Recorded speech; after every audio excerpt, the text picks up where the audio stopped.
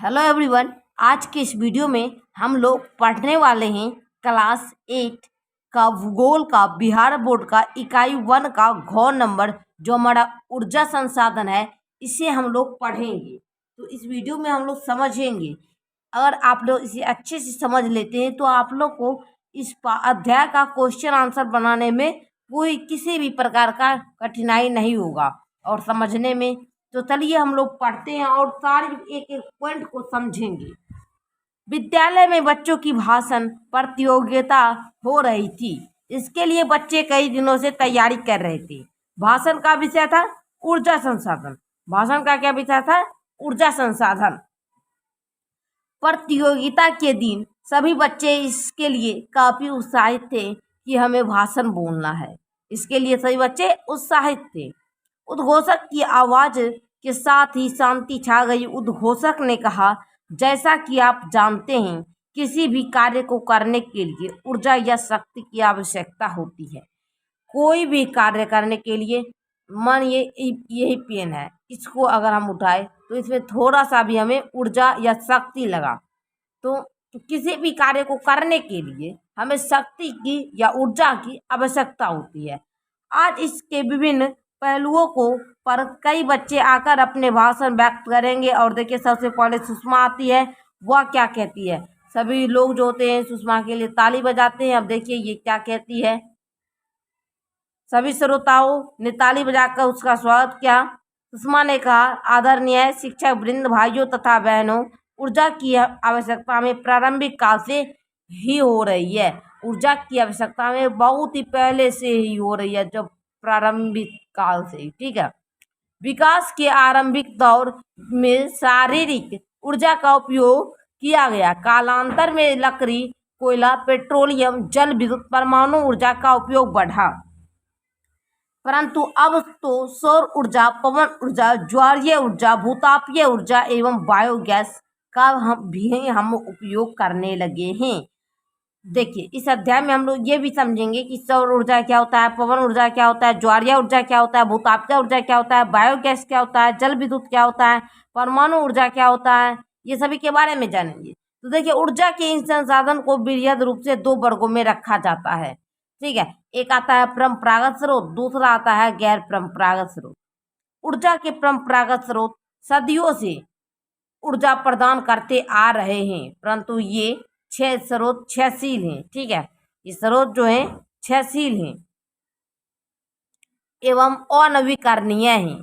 ठीक है।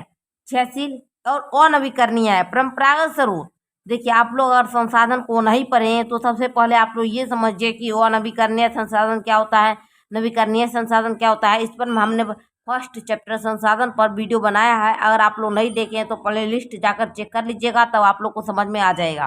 ठीक है। देखिए, परंपरागत स्रोत के अंतर्गत कोयला, पेट्रोलियम, प्राकृतिक गैस, जल विद्युत इत्यादि को शामिल किया जाता है। इनमें जल विद्युत को छोड़कर सभी अनवीकरणीय है। ये जो जल विद्युत है, इसको छोड़कर सभी जो है अनवीकरणीय है। इसे जो है प्राप्त करने में बहुत दिन लग जाते हैं। जब इसका मात्रा एक बार जब इसका खत्म हो जाता है तो पुनः चक्रण करने में बहुत ही वर्ष लग जाता है। ठीक है। इसकी जो कुल मात्रा होती है, कुल भंडार से इसका हमें हमेशा घटती जाती है। ठीक है।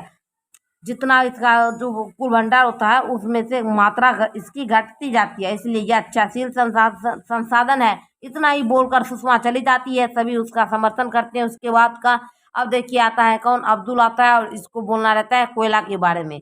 ये कोयला के बारे में बोलता है। भारत में कोयला का शक्ति या ऊर्जा का मुख्य स्रोत है। देश में कुल इसका भंडार कितना है? 26,454 करोड़ टन। कोयला एक अवसादी चट्टान है। कोयला कौन सा चट्टान है? अवसादी, जो वनस्पतियों के भूगर्भिक हलचलों से के कारण भूमि में दब जाने से बनी है। कोयला किससे बनी है? वनस्पति के जब जब वनस्पति जो होती है, अगर आप लोग ईंधन 9 चैप्टर विज्ञान में भी आप लोग पढ़े होंगे, जो हमारा ईंधन का चैप्टर है, ईंधन हमारी जरूरत, उसमें आप लोग को बताया गया है कोयला और पेट्रोलियम कैसे बनते हैं। अगर आप लोग नहीं पढ़े हैं तो जाकर उसे भी पढ़ लीजिएगा, मैंने वीडियो डाला है। देखिए, कोयला जो है 4 प्रकार के किस्में पाए जाते हैं। पहला आता है एंथ्रासाइट। ठीक है। ये 90 से ऊपर होते हैं। बिटुमिनस, ये जो होते हैं 60 से 80 के बीच में होते हैं। लिग्नाइट, इसमें कार्बन की जो मात्रा होती है वह 60 से 80 के बीच होती है। लिग्नाइट 50 से 70 के बीच में होता है। पीट 50 से अधिक, ठीक है, 50 से ऊपर रहता है। कोयला उत्पादक देश जो है संयुक्त राज्य अमेरिका है, रूस है, चीन है, भारत का इसमें प्रमुख स्थान है। ठीक है, भारत में कोयला गोंडवाना समूह एवं टर्शियरी युग की चट्टानों में पाया जाता है। कोयला भंडार का 98 हिस्सा गोंडवाना समूह में है। इस प्रकार के कोयले दामोदर, सोन, महानदी, गोदावरी, वर्धा नदियों की भ्रंश घाटियों में पाई जाती है। उत्पादक राज्यों में झारखंड का झारिया, बोकारो, धनबाद, गिरिडीह, कर्णपुरा एवं रामगढ़ क्षेत्र, छत्तीसगढ़ का चिरमिरी, विश्रामपुर, झिलिमिली, कोरबा, उड़ीसा का तालचर, पश्चिम बंगाल का रानीगंज, मध्य प्रदेश का सिंगरौली, सोहागपुर, उमरिया तथा मोहपानी एवं महाराष्ट्र का चांदावरदा काफी का बर्धन प्रमुख है। तरसियरी कालीन कोयला असम, अरुणाचल प्रदेश, मेघालय, जम्मू कश्मीर में निकाला जाता है। टर्शियरी युग का जो कोयला होता है वह जम्मू कश्मीर में निकाला जाता है। टर्शियरी युग की चट्टानों में निम्न कोटि का कोयला पाया जाता है। लिग्नाइट, ठीक है, लिग्नाइट का कोयला उत्पादन जो होता है उसका तमिलनाडु के लिग्नाइट, ठीक है, बेसिन तथा राजस्थान, गुजरात एवं जम्मू कश्मीर में होता है। अब देखिए नेक्स्ट आता है सुखविंदर, वो उसको बोलना रहता है पेट्रोलियम के बारे में। तो देखिए पेट्रोलियम, भारत में पेट्रोलियम पहली बार जो था वह 1866 ईस्वी में पता चला। ठीक है, 1890 में डिगबोर्ड में पहली बार तेल मिला। इसके बाद 1959 में खंभात के क्षेत्र में और 1975 में मुंबई हाई तेल क्षेत्र का पता चला। ठीक है, भारत के अलावा मध्य पूर्व के देशों, संयुक्त राज्य अमेरिका, रूस, दक्षिण अमेरिका, अफ्रीका एवं यूरोप में भी तेल पाया जाता है। विश्व के तेल उत्पादकों में इराक का किरकुक, ईरान का मस्जिद सुलेमान, गज सारन, करम नशा, लाली, सऊदी अरब में दमाद, कातिफ, अबकेक, बुक्का, कुवैत में बुरगन क्षेत्र महत्वपूर्ण है। भारत में तेल उत्पादन की दृष्टि से असम, अरुणाचल प्रदेश, नागालैंड जो है महत्वपूर्ण है। यहाँ डिगबोई, नहरकटिया, हुगरीगंज, मोरान, रुद्रसागर, निगरू एवं बरहुल्ला मुख्य उत्पादन केंद्र है। गुजरात राज्य में अकलेश्वर, कलोल, बलोल, कुसम्बा, मेहसाना, बकरोल, नवगांव इत्यादि उत्पादन केंद्र हैं। आगे देखिए क्या है, ठीक है, देखिए आगे महाराष्ट्र राज्य में पश्चिम अरब सागर में मुंबई हाई प्रमुख उत्पादन केंद्र है। यहाँ मुख्य में सागर सम्राट नामक जलमंच बनाया जाता है जो तेल खनन का काम करने में मदद करता है। देश के पूर्वी भाग में कृष्णा, गोदावरी, कावेरी नदियों के बीच बेसिन के विशेष रूप में नारीमानन एवं कोविल कप्पल में तेल मिले हैं। ठीक है, देखिए ये सभी उतना इम्पोर्टेंट नहीं है, आप लोग इसे पढ़कर समझ लीजिएगा। यहाँ पर देखिए जो इम्पोर्टेंट है उसमें मैंने लाइन खींच दिया है। देखिए देश में 18 से अधिक तेल शोधनशालाएं कार्यरत है। ये इम्पोर्टेंट है, इसे आप याद कर लीजिएगा। ठीक है, देश में कितने तेल शोधनशालाएं कार्यरत हैं, तो 18। अब देखिए, अब आता है हमारा प्राकृतिक गैस। अब नेक्स्ट टॉपिक जो है हमारा वह है प्राकृतिक गैस। अब हम लोग प्राकृतिक गैस के बारे में भी जान लेते हैं। प्राकृतिक गैस का उपयोग मोटर गाड़ियों, ठीक है, प्राकृतिक गैस का जो उपयोग होता है मोटर गाड़ियों को चलाने, खाना पकाने, विद्युत उत्पादन मशीनों को चलाने में किया जाता है। भारत में प्राकृतिक गैस का कुल भंडार जो है 700 अरब टन है। देश में कुल 3,340 यानी कि 3340 किलोमीटर गैस पाइपलाइन द्वारा इसका विवरण एवं विपणन किया जा रहा है। इसके अंतर्गत Hazira, Vijaypur, Jagdishpur gas pipeline 1730 kilometre सबसे लंबा गैस पाइपलाइन है। सबसे लंबा गैस पाइपलाइन कौन सा है, तो विजयपुर जगदीशपुर गैस पाइपलाइन। अब देखिए, अब हम लोग समझेंगे जल विद्युत क्या होता है। हमने आपको कहा था कि इस अध्याय में जल विद्युत भी समझेंगे। तो देखिए, देश में जल विद्युत का पहला संयंत्र 1997 में दार्जिलिंग में लगाया गया था। और देखिए यहाँ पर जो है आप लोग को यहाँ पर दिया गया है इम्पोर्टेंट इन परियोजना, ये सभी परियोजना दी गई है। जब भाखड़ा नांगल परियोजना जो कि सतलज नदी पर है, दामोदर नदी घाटी परियोजना दामोदर नदी पर है, ये सभी समझ लीजिएगा, याद कर लीजिएगा। उसके बाद हीराकुंड परियोजना विश्व की सबसे लंबी बांध है, बांध वाली परियोजना है। सबसे लंबी बांध वाली परियोजना कौन सा है? तो हीराकुंड परियोजना। जबकि भाखड़ा नंगल जो है वह भारत की सबसे बड़ी परियोजना है। सबसे बड़ी परियोजना है भाखड़ा नंगल, लेकिन सबसे लंबी बांध वाली परियोजना हीराकुंड परियोजना है। अब यहाँ पर है हमारा ताप विद्युत। कोयला, पेट्रोलियम एवं प्राकृतिक गैस की सहायता में उत्पादित बिजली को ताप विद्युत कहा जाता है। देश में प्रमुख ताप विद्युत केंद्रों में कहलगांव, कोरबा, सिंगरौली, फरक्का, तालचर, बरौनी, ओबरा, नासिक, पतरातू, बोकारो प्रमुख है। ठीक है, ये था ताप विद्युत, आप लोगों ने समझ लिया। अब नेक्स्ट है परमाणु ऊर्जा। देश में यूरेनियम परमाणु ऊर्जा का मुख्य काचाल है, जो पिच ब्लैंड पे पाया जाता है। भारत में यूरेनियम का भारत में यूरेनियम के विशाल भंडार है। फलतः पहला परमाणु ऊर्जा उत्पादन केंद्र 1955 में तारापुर में स्थापित किया गया। ठीक है, उसके बाद देखिए अब हमारा है ऊर्जा के गैर पारंपरिक स्रोत, जो कि होता है सौर ऊर्जा, भूतापीय ऊर्जा, पवन ऊर्जा, ये सभी के बारे में अब हम लोग जानते हैं। देखिए वर्तमान समय में ऊर्जा के ऐसे कई स्रोत खोज लिए गए हैं जिनके भंडार असीमित है, ये कभी खत्म नहीं होते।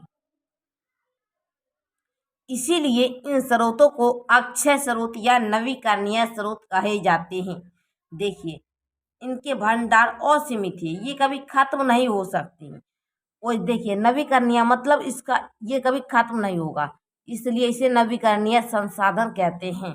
ठीक है, अब है यहाँ पर हमारा इन स्रोतों में सौर ऊर्जा, पवन ऊर्जा, ज्वारीय ऊर्जा, भूतापीय ऊर्जा एवं जैव ऊर्जा शामिल है। देखिए सबसे पहले सौर ऊर्जा को समझते हैं। भारत में प्रति वर्ग किलोमीटर 20 मेगावाट सौर ऊर्जा उत्पन्न करने की क्षमता है। सोलर प्लेटों की सहायता से सूरज की गर्मी से उत्पन्न होने वाली ऊर्जा को सौर ऊर्जा कहा जाता है। जो सोलर प्लेट आप लोग देखे होंगे, छत पर लोग धूप में रखते हैं, उस पर गर्मी से सूरज की गर्मी से उस पर ताप पड़ता है और उससे जो हमें ऊर्जा उत्पादन होता है उसे हम लोग कहते हैं सौर ऊर्जा। ठीक है, इसका सबसे बड़ा संयंत्र गुजरात के भुज में लगाया गया है। इससे आप लोग बैटरी कुछ भी चार्ज भी कर सकते हैं। नेक्स्ट है यहाँ पर पृथ्वी के अंदर 32 किलोमीटर की गहराई पर 1 सेल्सियस तापमान की वृद्धि होती जाती है, ये इम्पोर्टेंट है। इस दृष्टि से पृथ्वी के भीतर ऊर्जा का ताप संग्रहित है। इस ऊर्जा के विशेष तकनीक द्वारा पृथ्वी के ऊपर लाकर विद्युत उत्पन्न की जाती है, जिसे हम लोग क्या कहते हैं? भूतापीय ऊर्जा। ठीक है, ये जो है हिमाचल प्रदेश के इसमें जो है इसका संयंत्र लगे हैं। मणिकरण लद्दाख के पूगा घाटी में, मध्य प्रदेश के तातापानी में इसमें इसका संयंत्र लगे हैं। देखिए अब पवन ऊर्जा क्या है? तेज बहते हुए पवन से ऊर्जा का उत्पादन पवन ऊर्जा है। जब पवन जो होता है, जब हवा जो होती है वह तेज बहता है, उससे जो ऊर्जा उत्पादन होता है उसी को हम लोग पवन ऊर्जा कहते हैं। ठीक है, अब देखिए यहाँ पर भारत में जो है पवन ऊर्जा का उत्पादन जो होता है वह कितना होता है? 50,000 मेगावाट। ठीक है, 50,000 मेगावाट होता है। गुजरात में लांबा में एशिया का सबसे बड़ा संयंत्र है। ठीक है, देश के तटीय भागों में जहां हवाएं तेज चलती है, पवन ऊर्जा का विकास की अच्छी संभावनाएं रहती है। अब हम लोग जानेंगे ज्वारीय ऊर्जा के बारे में। तो देखिए तटीय भागों में आने वाले ज्वार से पैदा हो जाने वाली ऊर्जा को ज्वारीय ऊर्जा कहते हैं। ठीक है, ये अब हम लोग समझ गए। अब नेक्स्ट टॉपिक है हमारा संसाधन संरक्षण। तो संसाधन संरक्षण के हम लोग कैसे करेंगे? तो उसके लिए हम लोग कुछ पॉइंट दिया गया है, इसे देखिए। हम संसाधनों को विवेकपूर्ण इस्तेमाल करेंगे जिससे संसाधन का संरक्षण होगा। इनके विकल्पों की खोज कर उसके उपयोग को बढ़ावा देंगे जिससे संसाधन का संरक्षण होगा। बिना जरूरत ऊर्जा या विद्युत का उपयोग नहीं करेंगे। जैसे कि आप जब पंखा में नहीं भी रहते हैं तो पंखा चलाकर छोड़ देते हैं, इससे हमारा विद्युत का जो होता है हानि होती है। इसलिए हम लोग ऐसा नहीं करेंगे। जब हम घर में रहेंगे तभी हम बल्ब को सुबह में नहीं जलाएंगे, ठीक है। इससे जो होता है हमारा विद्युत का हानि होती है, ठीक है। बिजली की बचत इससे नहीं होती है, इससे संरक्षण नहीं होगा।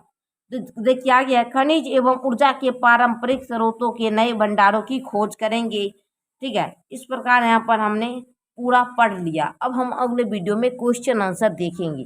तो चैनल पर नए तो चैनल को सब्सक्राइब करके बेल आइकन को प्रेस कर लीजिएगा। फिर मिलते हैं अगले वीडियो के साथ, तब तक के लिए धन्यवाद।